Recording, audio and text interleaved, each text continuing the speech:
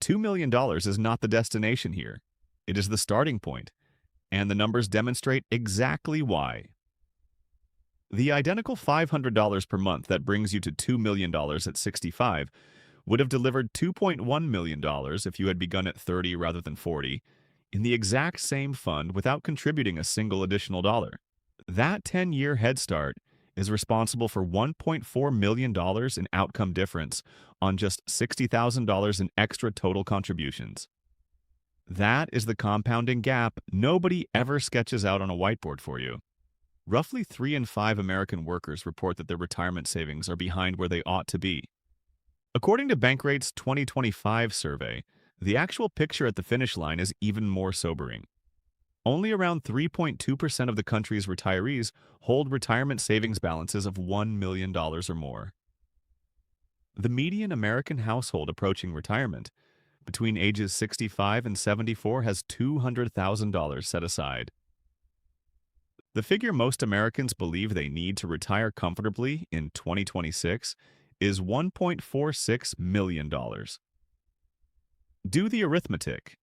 The typical American reaches retirement holding roughly 14% of what they believe is necessary, not because the market let them down, but because the system did, or more precisely, because nobody ever showed them how the system genuinely operates.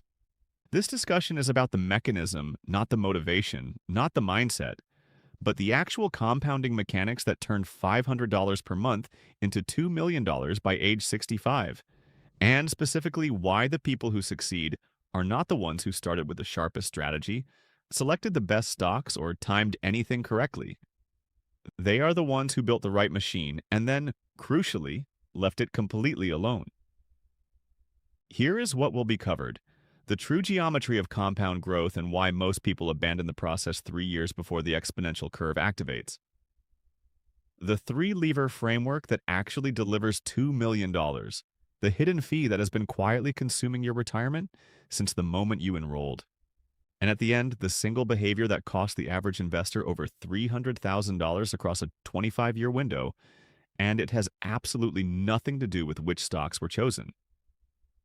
In a few minutes, a specific scenario will be presented that produces $1.95 million by retirement from an entirely ordinary starting point at age 40. But first, it is necessary to introduce the quiet furnace, because that is the central mechanism behind everything that follows. There is a piece of equipment in every home that delivers its most valuable output when absolutely no one is paying attention to it. The furnace. You program the thermostat once, it activates when the temperature falls. It never waits for your authorization. It does not panic when the utility bill shows up. It does not question whether this is the appropriate moment to heat the house. It simply operates in silence at 3 in the morning, on a holiday, during a recession, during a bull market.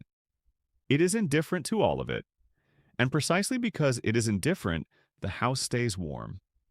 A low-cost index fund functioning inside a retirement account is the quiet furnace of personal finance. Most people approach investing the way they would a mood ring, checking it constantly, adjusting it in response to the news cycle, turning the dial up or down based on whatever financial commentary is playing at 7 in the morning, and every time they intervene, they make the outcome worse. The furnace does not require your ongoing management. It requires you to configure it correctly once and then step away. That is the entire point of this discussion. Keep the furnace in mind because it will be revisited every time the impulse to take action is precisely the wrong move. Stay engaged here, because this next section will permanently alter the way you view a retirement timeline. There is a man worth telling you about. Call him Marcus. He operated a small HVAC business in the 1990s, a sharp, practical individual. At some point, he recognized a pattern in his customer base. His most profitable clients were the ones who called him once, allowed him to install the system properly, and never needed to call again. The clients who called constantly, adjusting, second-guessing, anxious about every minor fluctuation in the temperature reading, consumed 3 times the service hours and stayed half as warm. He built his entire business model around the low-maintenance client. And then in 2008, he completely disregarded that same lesson when it came to his personal brokerage account. Marcus's story will be revisited because what he did next cost him more than $200,000. not because of the market crash itself, but because of the decision he made while it was happening. Here is the first thing most people misunderstand about the $500 per month strategy. And it is the precise reason people abandon well-constructed systems at exactly the wrong moment. You invest $500 per month for 25 years. You are disciplined. You do it every month without exception. You reach year 10. You open the account and see roughly $95,000 in there. You have personally contributed $60,000.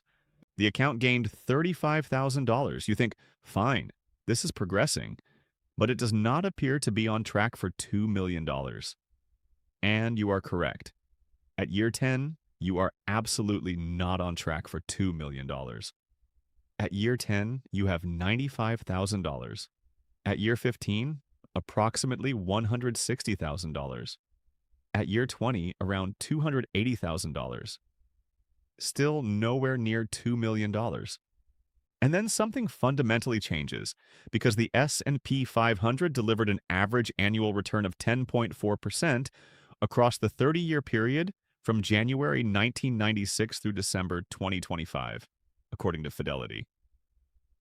At that rate, in years 21 through 25, compounding transitions from being linear to being geometric. Beginning 10 years earlier can more than double your final balance, even with identical contributions. That same principle applies when you examine a single timeline. The final 5 to 8 years of a 25-year investment window generate more new wealth than the preceding 17 years combined. From year 20 to year 25 at 10.4%, a portfolio sitting at $280,000 does not grow by $40,000. It grows by $280,000. The portfolio essentially doubles in those final 5 years alone. That is the geometry nobody explains. That is why someone who stops contributing in year 12, believing they are ahead of schedule and deserve a break, is not simply skipping 5 years of $500 contributions. They are bypassing the most productive phase of the entire compounding curve. The misperception about how this game works is not that saving is difficult. It is that saving is front-loaded with effort and back-loaded with reward. And every human brain is wired to assess progress in a linear fashion. You do not perceive compounding in action. You see months passing, you see years going by.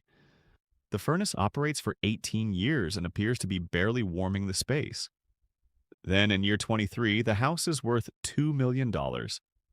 This is where things become genuinely compelling, and where the second lever in the framework needs to be introduced, because the geometry alone does not get you to $2 million starting from 0 at 40. Let's look at the actual arithmetic of how it works. Consider a person. Call him David. He is 40. He has been in the workforce for 16 years. He has not been perfect when it comes to retirement savings, but he has been functional. He has $75,000 sitting in a 401k. Below the average, above the median for his age group. Americans in their 40s carry an average retirement savings balance of $593,000, with a median of $220,919 according to Empower data from March 2026. David sits below the median. He is statistically the ordinary person. At 40, David begins contributing $500 per month, that is $6,000 annually, into a Vanguard S&P 500 index fund, specifically VOO, which carries an expense ratio of 0.03%. He does not touch it. He does not think about it. He does not monitor it when markets decline. He sets up the automatic transfer for the second of every month and treats it the way he treats a utility bill. Now here's where the three-lever framework activates. Lever 1 is his contributions. $500 per month, 25 years, 10.4% return. That produces $710,250 by age 65. That represents personal contributions only. Lever 2 is the employer match. The average 401k employer match in 2026 falls between 4 and 6% of compensation, with the most common structure being a 50% partial match on employee contributions up to 6% of salary. David earns $72,000 annually. His employer matches 50% of his contributions up to a reasonable cap. That generates an additional $250 per month flowing into David's account. Money David never earned, never set aside, and never touched. It exists solely because David contributed his $500. $250 per month for 25 years at 10.4% produces $355,125. Lever 3 is the $75,000 he already holds, compounded annually at 10.4% for 25 years. That $75,000 grows to $889,800. Add the three levers together. $710,250 plus $355,125 plus $889,800. Total, $1,955,175. $1.95 million. David personally contributed $150,000 over 25 years. The market and his employer together contributed over $1,800,000. He essentially participated in a system that returned 12 times his personal input, and the mechanism was unremarkable in every conceivable way. Now you may be wondering, what happens if you do not have the $75,000 starting balance? That is fair. Without it, contributions and the employer match alone still produce $1.065 million, not $2 million. But here's the reality. $1 million still places you in the top 5% of retirement outcomes for Americans. And if you have any starting balance at all, any savings rate between now and 65 that can be gradually increased as your income grows, that gap closes. The comparison that makes this truly register: if David had started those same $500 contributions at 30 instead of 40, with no employer match required and no starting balance required, the math at 10.4% produces $2.1 million at 65 from contributions alone. Starting 10 years earlier costs $60,000 in additional contributions. It generates $1.4 million in additional final wealth. The money you contribute is not the primary lever. Time is the lever. And at 40, the only thing you can do about time is refuse to waste any more of it. Here is the part that never appears in a conventional retirement calculator. The figures just presented assume compounding occurs without disruption. But two forces are working against you that the standard calculator does not reveal. And if you have been investing for any period of time, both of them have already taken something from you. The first is fees. The second is your own behavior. Together, they represent the genuine explanation for why only 3.2% of people end up with $1 million or more. A digital resource has been developed that walks through precisely this, a book called The Exit Code. It is 8 chapters of retirement analysis grounded in 50 years of historical data, not personal opinion. It is structured around a mathematical framework for determining not just whether you can retire, but specifically when. 2 elements within it are directly relevant to what was just presented. The first is what might be called the 4% trap, the widely referenced withdrawal rule that creates serious problems when markets behave poorly in the first 3 years of retirement. There is a dynamic withdrawal method included that replaces it, based on sequence of returns research that the standard 4% model entirely overlooks. The second is the lazy portfolio, a specific allocation that has historically outperformed the average active trader over 30-year windows, built on the same low-cost index fund logic being discussed here. It costs less than a meal out through the link in the description. Every year this decision is postponed compounds against you mathematically, not figuratively. Back to the furnace. You might be thinking that fees cannot be that consequential. It is a fraction of a percentage point. The number seems too small to matter. A 1% expense ratio on $100,000 growing at 7% for 30 years costs you $278,000 compared to a 0.03% ratio. $278,000 from 1%. Compounding a fee against you operates through the exact same mechanism as compounding a return in your favor, except it works in reverse, silently, and nobody sends you a monthly statement detailing it. Index funds typically charge between 0.03% and 0.20%. Actively managed funds charge between 0.50% and 1.5% or more. Vanguard's S&P 500 index fund charges 0.03%.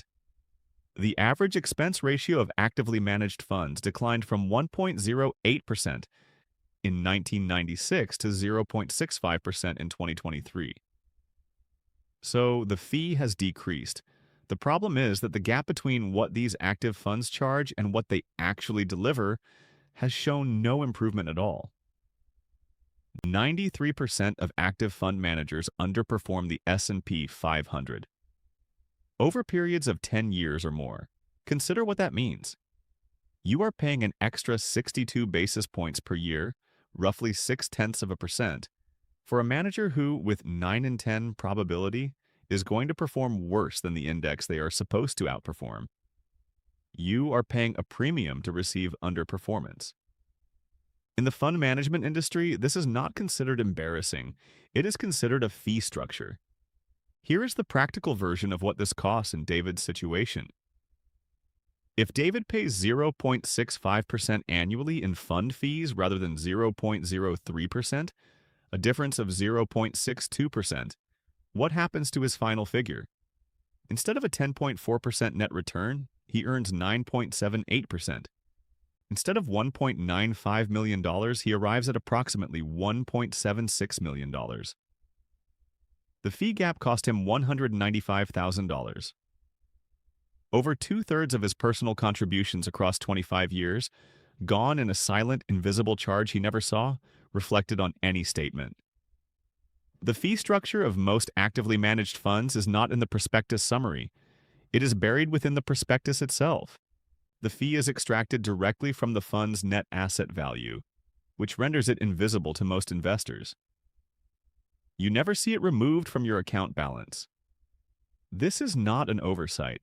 The invisibility is intentional, and the typical retail investor in an actively managed fund inside a 401k plan has been paying this fee compounded against them for decades without ever consciously agreeing to it. The furnace analogy here takes a slightly different form. Imagine your furnace is covertly sending 2% of the heat it generates out through the chimney before it ever reaches the interior of the house. The house is still warm. You do not notice on any given Tuesday. But across 25 years of heating seasons, you have lost the equivalent of 3 full years of heat at no benefit to you. That is precisely what expense ratio drag does to your retirement account. The solution is straightforward to implement. Index funds, VOO, FXAIX, SWTSX. The choice among them is essentially a rounding error. The choice between any of them and a 1% actively managed fund is the difference between retiring comfortably and not retiring at all. Now here's the element that requires a moment of genuine reflection. Even if you execute everything correctly, low-cost index fund, employer match captured, 25 years of consistent contributions maintained, there remains one additional variable in the final outcome that is entirely behavioral. And the research on this is striking. Dalbar, the independent financial research organization, has been measuring actual investor behavior versus market returns since 1985. Their 2025 quantitative analysis of investor behavior report measured what genuinely happened to the average equity investor across the 20-year period, ending December 2024. The average U.S. equity investor earned 9.24% annually compared to the S&P 500's 10.35% over that same 20-year span. That 1.11% annual gap sounds trivial. Over 20 years on a growing portfolio, the S&P market portfolio was worth 22% more than what the average investor actually achieved. In David's scenario, 9.24% instead of 10.4%, over 25 years from the same starting point, produces approximately $1.65 million rather than $1.955 million. The behavior tax is $300,000, not because the funds underperformed, not because the market failed, but because of when positions were entered and when they were exited.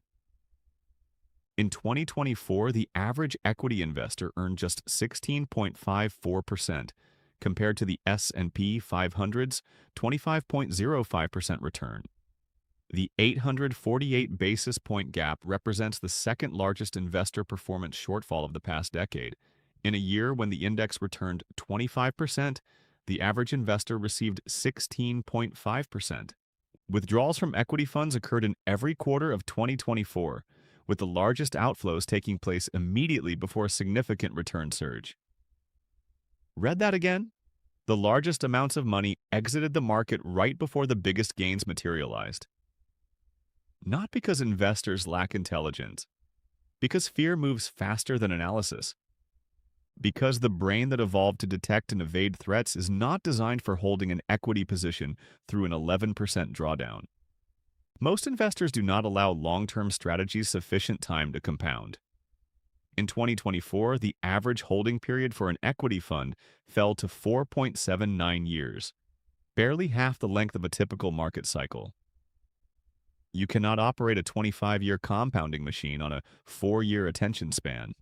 The furnace needs to run for 25 years. People are switching it off every 4. This brings the discussion back to Marcus in 2008. The S&P 500 declined roughly 38% over the course of that year. Marcus held $380,000 in his personal investment account. He had accumulated that over 20 years alongside his business, invested in broadly diversified index funds. He understood compounding conceptually. He had witnessed it in his own account statements year after year. In February of 2009, he sold everything, every position. He locked in the losses. He placed the proceeds, approximately $220,000 after the decline, into a money market account. He told himself he would re-enter the market once conditions stabilized. The S&P 500 reached its bottom in March 2009. By the end of that year, it had recovered more than 60% from that low point. Marcus re-entered the market the following January. He missed the entire initial recovery. Here is what that decision cost him.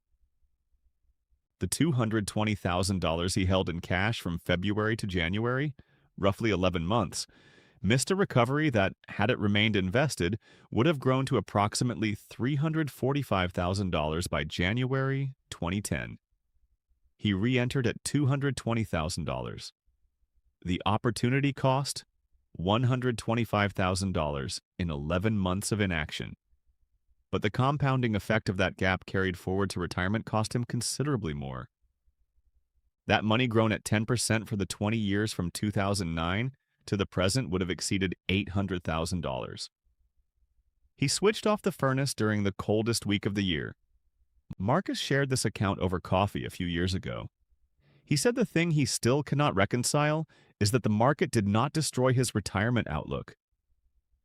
His decision made in a moment of entirely legitimate fear, a decision that felt rational, defensive, and responsible at the time, was what did it. The furnace was functioning perfectly. He unplugged it. The Schwab research on market timing is worth understanding here.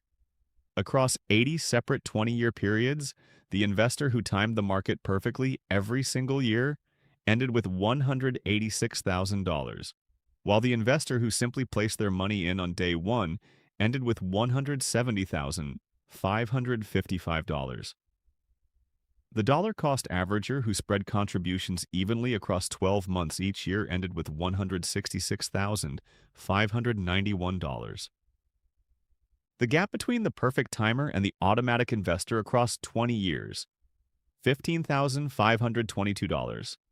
And the perfect timer had to be correct at the exact market bottom every single year for 2 decades to earn that $15,000 premium. The cost of waiting for the perfect moment to invest, measured as the difference between dollar-cost averaging and sitting in cash, was $119,233. You lose more by waiting than you could ever gain by being perfect. Let that settle. The people who end up with $2 million by retirement are not more sophisticated. They are not more skilled at interpreting economic signals. They are not equipped with some exceptional market instinct. They simply made fewer decisions. That is the entire advantage. Every month, money moved automatically from their checking account into an index fund, and the only choice they made was to leave that process undisturbed. That is the plain, unglamorous truth of this. The account that wins is the account nobody remembers to interfere with.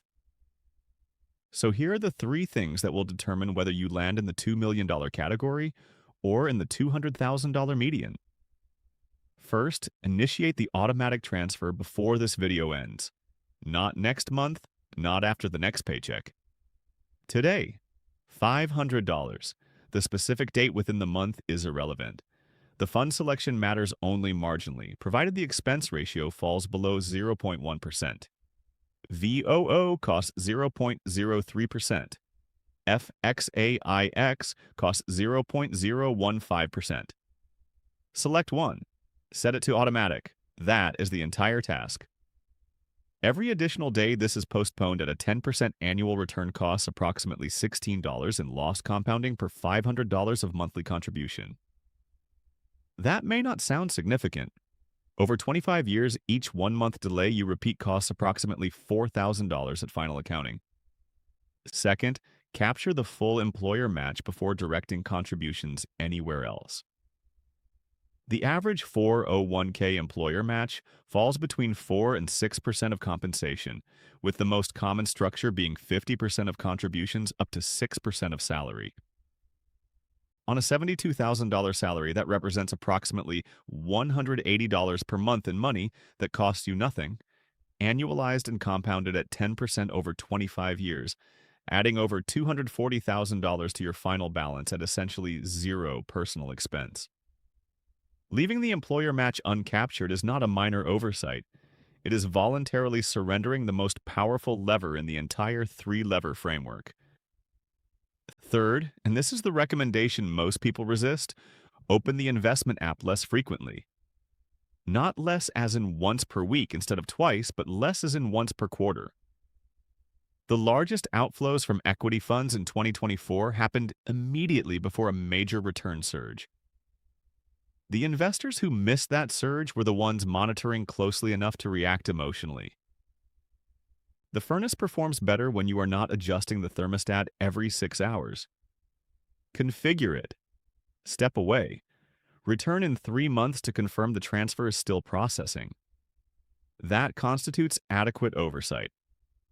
Anything beyond that introduces behavioral drag. Patient, methodical investing built more wealth than speculative trends. And the most expensive investment decision most people ever make is not a poor stock selection or a problematic fund. It is the 2 weeks in 2009 or 2020 or 2022 when they looked at a declining screen and concluded the furnace needed to be shut off. The market has always recovered. The time surrendered while waiting to re-enter never does.